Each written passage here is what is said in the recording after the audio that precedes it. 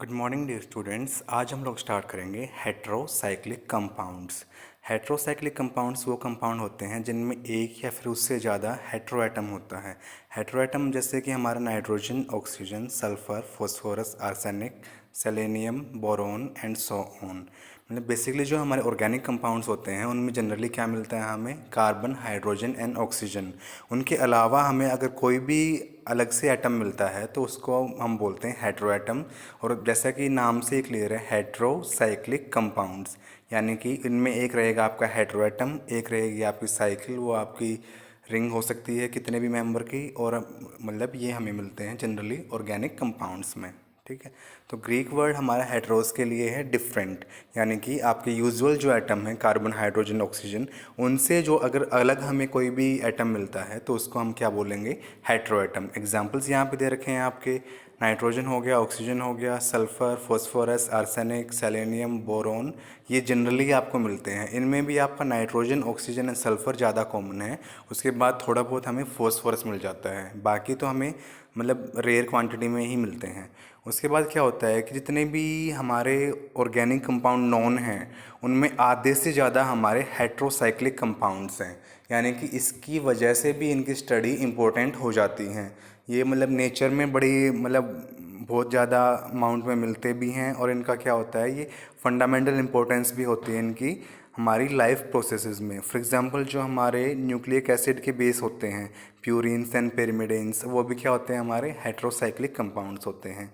हमारे हीमोग्लोबिन हो गया, क्लोरोफिल हो गया, इनमें भी क्या होती है, फोर फायरिंग रिंग होती है, जो इसमें क्या होते हैं, हमारे हेट्रोएटम होते हैं। जनरली हमें नाइट्रोजन मिलता है उनमें।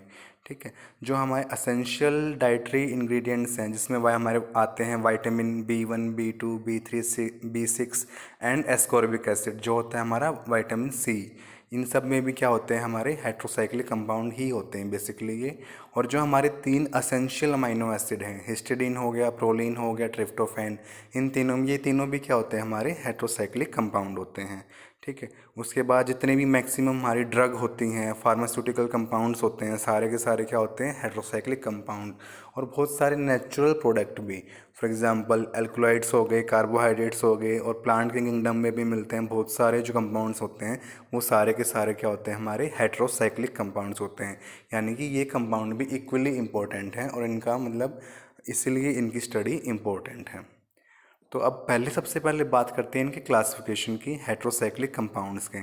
पहले आते हैं हमारे नॉन एरोमेटिक, यानी कि जो एरोमेटिक नहीं हैं, और एलिसाइक्लिक हेट्रोसाइक्लिक कंपाउंड्स, यानी कि ये जनरली सैचुरेटेड मतलब हेट्रोसाइक्लिक कंपाउंड्स की बात हो रही है। इनमें क्या होता है, एक या फिर एक से ज़्यादा हेट्रोएटम मिल सकता है। फॉर एग्जांपल सिंपलेस्ट एग्जांपल है हमारे पास ऑक्सीरेन का। इसमें रहता है हमारा ऑक्सीजन एज एन हेट्रोएटम है। उसके बाद ऑक्सीजन को रिप्लेस कर देंगे NH से तो हमें मिल जाएगी एजिरिडीन। अगर हम सल्फ़र से रिप्लेस करेंगे तो हमें मिल जाएगा थायरीन।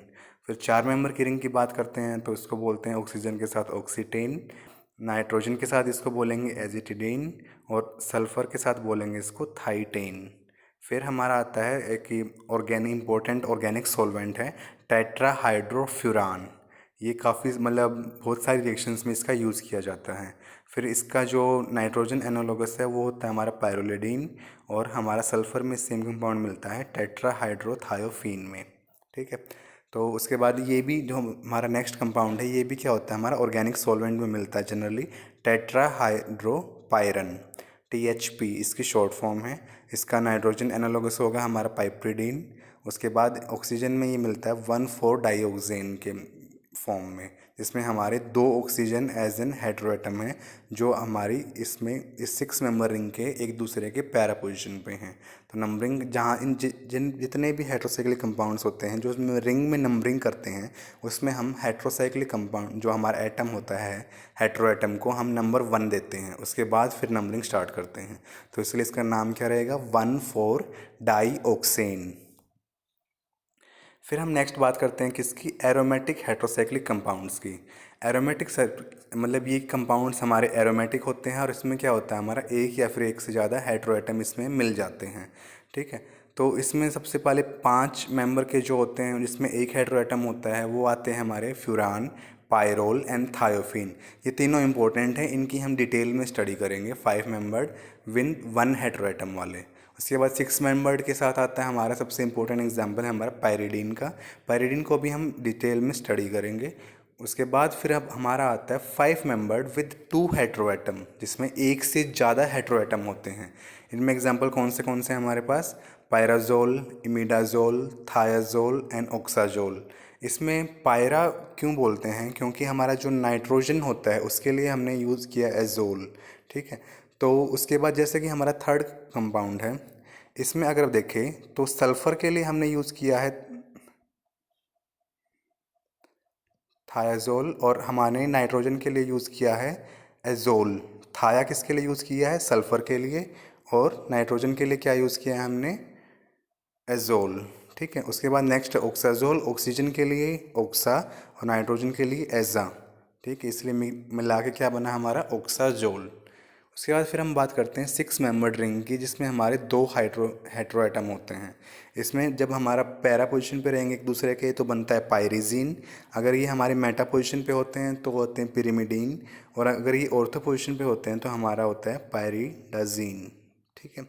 फिर आते हैं heterocyclic ring condensed with the benzene ring, यानी कि एक हमारा जो रिंग रहेगी उसमें क्या रहेगा? हमारा हेट्रोएटम होगा, उसके साथ हमारी दूसरी रिंग रहेगी जो होगी हमारी बेंजीन की रिंग। तो एग्जांपल है इसके बेंजोफुरान, indole, कार्बाजोल, quinoline, isoquinoline and purine. इनमें से हम क्यूनोलिन को स्टडी करेंगे, आइसोक्यूनोलिन को स्टडी करेंगे और इंडोल को स्टडी करेंगे डिटेल में, ठीक है। फिर लास्ट कैटेगरी आती है हमारी किसकी? Partially saturated non aromatic heterocyclic compound की, यानी कि ये एरोमेटिक नहीं होते, ये नॉन एरोमेटिक होते हैं और ये पार्शली सैचुरेटेड होते हैं, यानी कि इनमें आपको मिनिमम एक डबल बॉन्ड जरूर मिलेगी। एग्जाम्पल हैं इसके डाईहाइड्रोपायरोल, एजीरीन एंड ऑक्सीटीन, ठीक है। अब इसमें देखो ऑक्सीटीन में कितने हैं हमारे पास? 4, मतलब हमारे जो इसमें है ये पूरी तरह से एरोमेटिक नहीं है, क्योंकि इसमें एक जो कार्बन एटम है वो कौन सा है हमारा? sp3 हाइब्रिड है। यानी कि जो ये वाला कार्बन एटम है ये क्या है? sp3 हाइब्रिड है, ठीक है। उसके बाद इसमें क्या होता है कि हमारा ये वाला कार्बन और ये वाला कार्बन ये दोनों क्या है? sp3 हाइब्रिड है। और जो बाकी हैं वो हमारे sp2 हैं, जिसकी वजह से क्या होते हैं? ये एरोमेटिक नहीं होती। और ना ही इनमें हमारे हक्कल्स रूल के अकॉर्डिंग 4n+2 पाई इलेक्ट्रॉन है, बाकी सब में थे जितने भी ऊपर थे, ठीक है।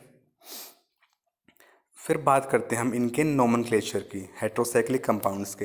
तो जो हमारे हेट्रोएटम होते हैं उनके लिए कुछ प्रेफिक्स होते हैं, तो उनको यूज़ किया जाता है जब भी वो हमारे कंपाउंड में मिलते हैं। फॉर एग्जांपल नाइट्रोजन के लिए हम यूज़ करते हैं एजा, सल्फ़र के लिए यूज़ करते हैं थाया, ऑक्सीजन के लिए यूज़ करते हैं ऑक्सा, सिलिकॉन के लिए यूज़ करते हैं सिला, फॉस्फोरस के लिए यूज़ करते हैं फोस्फा और बोरोन के लिए यूज़ करते हैं बोरा। यानी कि जब भी हमारे कंपाउंड्स में ये सारे मतलब रहेंगे, हेटेरोएटम रहेंगे, तो उनके लिए हम ये वाले प्रेफिक्स यूज़ करेंगे, ठीक है। उसके बाद फिर हम जो हमारा रिंग का साइज़ होता है उसको हम इंडिकेट करते हैं एक सफिक्स के साथ, जो हर रिंग साइज़ के लिए अलग अलग हैं, ठीक है। फिर आता है जो हमारे एरोमेटिक और जो नॉन एरोमेटिक हेट्रोसाइक्लिक कंपाउंड्स होते हैं उनके डिफरेंट डिफरेंट सफिक्स होते हैं, ठीक है। और जो सफिक्स वो भी आपके नाइट्रोजन पे भी डिपेंड करेगा, यानी कि अगर हमारे नाइट्रोजन प्रेजेंट है तो सफिक्स डिफरेंट होगा, नाइट्रोजन एब्सेंट है तो सफिक्स डिफरेंट रहेगा। इनको हम एग्जांपल से समझते हैं। पहला आता है हमारा क्या? जिसमें हम नाइट्रोजन प्रेजेंट हैं और यहाँ पे सबसे पहले क्या लिख रखा है हमने? नंबर ऑफ रिंग मेंबर, यानी कि 3 मेंबर की रिंग, 4 मेंबर की रिंग, 5, 6। तो जनरली 6 तक ही मिलती है आपको, 7 की भी पॉसिबल होती है, उससे आगे होते हैं वो कंपाउंड्स आपके रेयर होते हैं, ठीक है। तो अब इसमें से जो पहले नाम उनके लिए अलग है जिसमें नाइट्रोजन होती है, उनके लिए अलग है जिसमें नाइट्रोजन नहीं होती। तो पहले देखते हैं हम जिसमें नाइट्रोजन प्रेजेंट होती है, तो उनमें जो फुल्ली अनसैचुरेटेड होते हैं उनके लिए नाम अलग होते हैं, और जो हमारे फुल्ली सैचुरेटेड होते हैं उनके लिए नाम अलग होते हैं। जो अनसैचुरेटेड हैं उनमें नाम क्या है? इरीन, IRINE, ठीक है। तो इसको क्या बोलेंगे? एजीरीन। और फुल्ली सैचुरेटेड है उसमें नाम क्या है? इरिडीन। इसमें हमारा जो सफिक्स क्या रहेगा? इरिडीन। नाइट्रोजन है तो इसके लिए एजा यूज़ करेंगे। उसके बाद इरीन जो आपके इस 3 मेंबर की रिंग के लिए, अगर वो अनसैचुरेटेड है, अगर वो सैचुरेटेड है तो इरिडीन। तो नाम क्या हो जाएंगे, एजिरीन एंड एजिरिडीन। ठीक है। फिर 4 मेंबर के लिए फुल्ली अनसेचुरेटेड में आपका सफिक्स आएगा ETE। अगर इसी में अगर ये सेचुरेटेड होती है तो इसमें आएगा ETDीन। तो नाम क्या बनेगा, एजा नाइट्रोजन के लिए एजिट अगर हमारी अनसेचुरेटेड है, और एजिटिडीन अगर हमारी ये फुल्ली सेचुरेटेड है। तो सिमिलरली 5 मेंबर के लिए आपका है अनसेचुरेटेड में ओल एंड सेचुरेटेड में आएगा ओलिडीन। तो इसको बोलेंगे एजोल और इसको बोलेंगे हम एजोलिडीन। और हमारी जो पीरिडीन होता है उसका आयुर्वेदिक नेम क्या रहता है, एजाइन, क्योंकि इसमें सफिक्स रहेगा आपका आइन और एजा होगा आपके नाइट्रोजन के लिए। ठीक है। तो इसमें और अगर इसमें और सैचुरेटेड ये हो जाए तो इसको हम बोलेंगे पर हाइड्रोएजीन, यानी कि हर एक एटम पे आपकी हाइड्रोजन अटैच्ड है, इसलिए इसको हम क्या बोलते हैं, पर हाइड्रो। और इसमें गैप छोड़ रखा है जो डिपेंड करता है कि आपका हेटेरो एटम कौन सा है। यहाँ पे नाइट्रोजन है तो एजा, तो इसका नाम क्या हो जाएगा, पर हाइड्रोएजीन। ठीक है। अब हम बात करते हैं उन कंपाउंड्स की जिसमें नाइट्रोजन प्रेजेंट नहीं होता। तो उसमें 3 मेंबर के लिए अगर सेचुरेटेड रहेगी तो आएगा आपका सफिक्स इरेन, अनसेचुरेटेड होगी तो आएगा इरीन। तो 3 मेंबर के लिए ऑक्सीजन की बात करें तो ऑक्सीरेन एंड ऑक्सीरीन अगर उसमें डबल बॉन्ड है तो। उसके बाद फिर हम बात करते हैं 4 मेंबर की, इटेन अगर आपका फुल्ली सेचुरेटेड है, ईट अगर आपका फुल्ली अनसेचुरेटेड है, तो ऑक्सीटेन हो जाएगा अगर हमारी ऑक्सीजन प्रेजेंट है, ऑक्सीट हो जाएगा अगर हमारी ऑक्सीजन प्रेजेंट है एंड अनसेचुरेटेड है। 5 मेंबर के लिए ओलेन और ओल अनसेचुरेटेड के लिए, तो एग्जांपल है थायोलेन, सल्फर के लिए थाया, ओलेन इसका सफिक्स, तो प्रेफिक्स थायो एंड आपका सफिक्स ओलेन मिलके क्या बन गया, थायोलेन। ठीक है। थायोल अगर हमारा प्रेजेंट है सल्फर तो। ठीक है। उसके बाद फिर हमारा 6 मेंबर के लिए ऑक्सेन, ऑक्सीजन है तो, और ऑक्सीन अगर ये हमारा 6 मेंबर है और अनसेचुरेटेड है तो। अब हम बात करते हैं उन एग्जांपल्स की जिसमें है कि हमारा अगर इसके साथ कोई और भी सब्स्टिट्यूएंट हैं। तो पहले के एग्जांपल में देखते हैं हमारा क्या है कि हमारी पिरिडीन है, उसके हमारी 3rd पोजीशन पे CH3 ग्रुप लगा हुआ है। तो इसमें क्या हो जाएगा नाम, नंबर 1 आपको प्रायोरिटी मिलेगी नाइट्रोजन को, उसके बाद फिर 2 3 हमने मतलब राइट साइड से नंबरिंग क्यों करी, क्योंकि इसी साइड से नंबरिंग करने पे आपका मिथाइल ग्रुप पे स्मॉलर नंबर आएगा, तो इसका नाम क्या हो जाएगा, 3 मिथाइल अजीन। उसके बाद फिर हम बात करते हैं सेकंड वाले की, इसमें हमारे पास 2 हेटेरो एटम हैं, ऑक्सीजन एंड नाइट्रोजन। अगर हम जैसे हम 2 हेटेरो एटम मिलते हैं तो जिसका ग्रुप नंबर हायर है उसको प्रायोरिटी मिलती है। तो इस केस में नाइट्रोजन ऑक्सीजन में हमें प्रायोरिटी किसको मिलेगी, ऑक्सीजन को। तो नंबर 1 किस पे आएगा, ऑक्सीजन पे। अब हम देखते हैं अगर हम चाहें तो राइट से चल सकते हैं, चाहे तो लेफ़्ट से चल सकते हैं, लेकिन जब लेफ़्ट से चलते हैं तो हेटेरो एटम पे आता है हमारा स्मॉलर नंबर 3। अगर हम इसी में राइट से चलते तो 1 2 3 4 आता आपके नाइट्रोजन पे। इसीलिए हम इसमें नंबरिंग कहाँ से करेंगे, लेफ़्ट साइड से, क्योंकि इससे हेटेरो एटम पे स्मॉलर नंबर आ रहा है जिसको हायर प्रायोरिटी मिलेगी कंपेयर टू मिथाइल ग्रुप के। तो इसका नाम क्या हो जाएगा, 5 मिथाइल 1 3 ऑक्साजोल। ठीक है।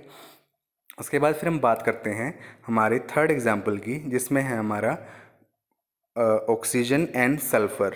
तो ऑक्सीजन एंड सल्फ़र में से हमारी हायर प्रायोरिटी मिलेगी ऑक्सीजन को। उसके बाद जो रहेगा कि जैसे कि अब हम किसी भी साइड से नंबरिंग करें, सल्फ़र पे आपका 4 ही आएगा, तो इसलिए हम नंबरिंग करते हैं राइट साइड से, क्योंकि उधर से नंबरिंग करने पे फिर आपका CH3 ग्रुप पे स्मॉलर नंबर आता है। तो यहाँ पे 1 2 3 4th पोजीशन पे आपका सल्फ़र, तो इसका नाम क्या रहेगा, 2 मिथाइल 1 4 थाया ऑक्सीन, यानी कि 4th पोजीशन पे थाया और 1st पोजीशन पे क्या हमारा ऑक्सीजन, तो ऑक्सीन इसका नाम रहेगा। ठीक है। अब हम बात करते हैं इस वाले कंपाउंड की, जिसमें क्या है कि ये ना तो फुल्ली सेचुरेटेड है ना ही फुल्ली अनसेचुरेटेड है। तो इसमें क्या है, 2 तो आपके एटम sp2 हाइब्रिडाइज्ड हैं, इसके बीच में डबल बॉन्ड है, और 2 एटम आपके sp3 हाइब्रिडाइज्ड हैं जो ऑक्सीजन से जस्ट अटैच्ड है नेक्स्ट वाले। ठीक है। तो इसमें क्या बोलेंगे, अब इसमें हम इसका नाम रखते हैं 2,5 डाईहाइड्रो, यानी कि सेकंड एंड फिफ्थ पोजीशन पे हमारी क्या है, हाइड्रोजन है। ये आपकी सेकंड पोजीशन, ये हमारी फिफ्थ पोजीशन। तो इसमें इसको हम इसलिए दिखाते हैं क्योंकि अब यहाँ पे हम हाइड्रोजन को भी एज ए सब्स्टिट्यूएंट काउंट कर रहे हैं। हम क्या कर रहे हैं यहाँ पे, हाइड्रोजन को भी एज ए सब्स्टिट्यूएंट काउंट कर रहे हैं। तो इसका नाम क्या हो जाएगा, 2 और 5 पे हमारी हाइड्रोजन है तो 2,5 डाईहाइड्रोक्सोल। इसमें नंबरिंग आप चाहे राइट से कर लो चाहे लेफ़्ट से कर लो, आपको सेम पड़ेगा क्योंकि ये ऑलमोस्ट सिमेट्रिकल कंपाउंड है। फिर हम बात करें नेक्स्ट वाले की, इसमें क्या है हमारा सेकंड एंड थर्ड कार्बन पे हमारी हाइड्रोजन लगी हुई हैं, तो जिनको हम एज ए सब्स्टिट्यूएंट काउंट करेंगे तो इसको हम क्या बोलेंगे, 2,3 डाईहाइड्रोएजोल, ये इसका नाम रहेगा। तो ये थी आपका नोमेनक्लेचर हमारे हेट्रोसाइक्लिक कंपाउंड्स का। बाकी हम नेक्स्ट लेक्चर में कंटिन्यू करेंगे।